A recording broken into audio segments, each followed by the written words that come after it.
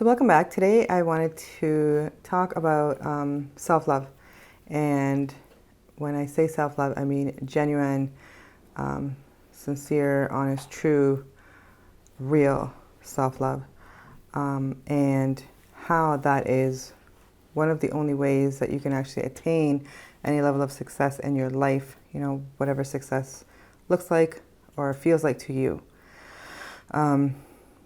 Nobody really ever teaches us growing up in school, anywhere we go, how not only important but crucial having true, genuine self-love is for our growth and development and for the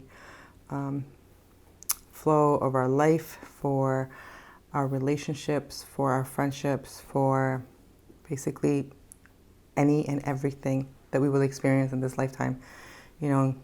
Including your health, your wealth, your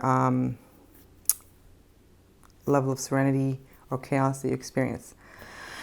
So this is really sad and unfortunate that we're never taught. Most of us that have learned this in our adult years, and that's really unfortunate. It's something that we should probably learned in our childhood years, and they would prevented us from a lot of pain and suffering growing up. But nevertheless, there's many of us that have learned this, and I feel it is our duty and responsibility to share it with everybody, because self-love or lack of self-love can destroy your life. And we see it time and time and time again. And it's something that, self-destruction can be preventable. Life destruction can be preventable. And that's the core. It's self-love, loving yourself completely, unconditionally. That's how you develop that, forgiveness that I speak about a lot, or that's how you manifest and create abundance and happiness, and actually tap into all of those amazing things that you may daydream about or think that you want for yourself that may be so far out of reach. That's where it begins. It begins in self-love, loving yourself. So when I say self-love, I don't necessarily only mean self-care, because many of us are taught about self-care. Treat yourself well, buy yourself something, take a bath, use Epsom salts. Like these are beautiful things, but they're just like on the surface or surface level treatment that we do for ourselves. Self-love is more about complete understanding of yourself, understanding of your nature, understanding of your strengths, your weaknesses, understanding who you are and what purpose or purposes that you serve, because that when you actually start unfolding your purpose and living in your purpose, that will bring you all the fulfillment that you need to continue to motivate you to keep going. So that's the self-love that I'm speaking of, and it's extremely genuine and unconditional when it's evident in someone, and when you see it in somebody, when you see it in yourself. So what does self-love look like? It's when your choices are aligned with your purpose. When you choose things that are beneficial for you and your growth and your development and your future and your present. When you do things with purpose, with your own purpose, because you recognize that going in any direction, if you don't know where it's going, then it may deter you from your path and your purpose, right? Self-love is having the wisdom to discern. You discern from, this choice and that choice, because like I said, you recognize that one will hurt you and one will assist you or will help you. Self-love also gives you the ability to be a giver. Like you give without expectation. And that's something that you do because you know what it feels like to live in that state of love. And because of that, it just flows out of you.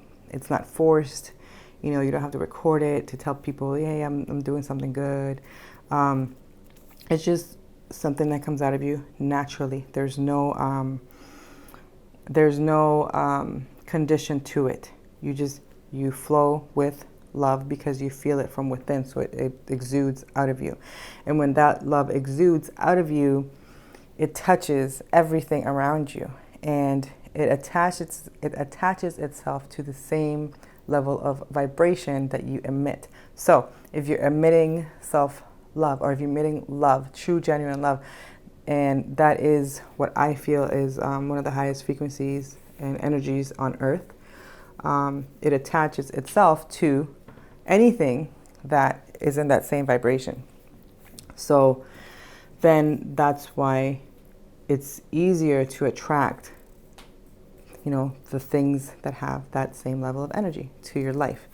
That has to do with law of attraction. We'll totally get into that as well. But it starts with developing that genuine self-love. So if you don't have self-love, and when you do develop self-love, you can see the difference, like immediately when you look back. So for myself, I can look back and very easily see that, yeah, you know what, I didn't love myself for many years. There was things that I allowed, that I did, that I welcomed, that or mistakes that I kept making, or pitfalls, things that kept happening. But that's, now I can see that's natural and normal for somebody that didn't really have that level of self-love, to have boundaries, to have protection, an armor of protection, purposeful armor of protection upon themselves. So all of that is something that I could say, okay, yes, I didn't have that level of self-love before. Now that I do, I can see the difference. So how do you begin to develop genuine love for yourself if you don't have it? I think one of the things that I would say is really helpful to just begin to see, because the first level of anything, the first step of anything is recognizing. So you recognize that, okay, yeah, I don't love myself, or you know what, I'm living in a way that I could see that it's very detrimental to me, so I've been making a lot of choices that kind of go against what I say I want, or what I know I could potentially have, or that go against my dreams, my goals, my visions, my daydreams. So when you recognize that, that's like the first step. If you really take an inventory of your life, if you take an inventory of your life and see that you're not happy, things keep happening that you don't want to happen. Maybe there's people around you that are more draining than helping, or even hurting you, and you're still keeping the same circle around. If all the dreams that you've had, and all, you feel like they're just kind of a fleeting vision and they're never going to come true, these are kind of clues that your level of self-love is on a lower scale. Then when you recognize that, the first step is to write everything down from what you see of your life inventory, and then next to it, put what would the solution be. So even in what I said earlier, I'll use one example. If you have people around you that are hurting you, what would it look like? What would the opposite be? Have people around you that love you, have people around you that appreciate you, have people around you that respect you. And then what would you need to do to begin to get there, right? Or to get there. So you might have to cut ties with people that that are hurting you. You might have to voice something that's hurting you. You may have to find some new friendships. Well, these are 3 options to, that dilemma, right? But when you begin to make a choice to say, I'm going to choose better for myself, and it's not necessarily against somebody else. A lot of times some people don't even realize that they're hurting you. They're just, they've been part of your program for so long that it's just how it is. It's just a natural, it's your natural way of being with them and their natural way of being with you. So when you begin to recognize, it's like you open your eyes and you see, yeah, this isn't right. I want better for myself. And then, you make any one or all 3 of those choices that I mentioned earlier. a whole new path starts opening up for you. You start walking toward your self-love more than you did just a second before that, because then you start saying to yourself, I want better, and I'm going to choose better, and I'm going to choose to do something that's beneficial for me. That is the beginning of the journey of self-love if you don't have it, right? It's basically starts with choosing different, choosing better, wanting better for yourself. And think about someone that you love, like unconditionally. Some people might say it's their children, some people might say it's their pets, some people might say it's their significant other, whatever, right? It's easier to kind of look at what I'm saying if you use somebody else that you really love as an example, because most often people would say right away, I would never, allow anybody to hurt my child. I would never allow anybody to hurt my pet. I would never allow anybody to hurt my sibling, my significant other, whatever, right? But when it comes to ourselves, it's like we don't have that same level of, boundaries for ourselves or protection for ourselves. So that's another way to also start looking at it too. It's like if you have somebody in your life that you love a lot and you would never let anybody hurt them, then why would you let something or somebody continue to hurt you, right? It's another clue that you're not where you may want to be as far as loving yourself.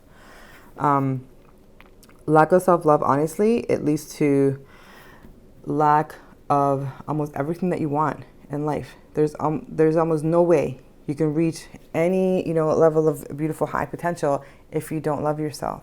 And that's why it's like so crucial. Like there's no getting around it. Self-love is everything. Going within yourself with complete understanding and sincerity and honesty and determination. Like look yourself in the mirror, like I want better for myself. I want my life to be better. I want things, I want experiences, I want relationships, I want situations, I want all of those to be beneficial for me, my life, for my future. And you can 100% have that. But you have to begin to do the work that it takes to love you genuinely. And as soon as you do that, like I said even earlier with that example, a new path will open up for you. And not only on the outside, but from the inside. Because you have the key inside. You can unlock these doors. But first you have to unlock them from within. And as soon as you unlock them from within, then you look up and there's this door that you were like, I didn't even see that there before. Yeah, because you couldn't. Because you had that part of yourself closed. You had that part of yourself locked. So you weren't going to see it until you did that work. So no matter where you're at in your journey, no matter, what it is that you've accomplished or haven't accomplished, if things are hard, if things are tough, if things feel impossible, or even if, you feel like you have a lot more resistance than you really want, then I really encourage you to really do some self-love work. It's one of the most powerful, if not the most powerful key to unlocking your highest potential, to unlocking your success, to achieving anything and everything that you ever want to achieve, and to ensuring that you have the most fulfilling, remarkable, happy, and successful life.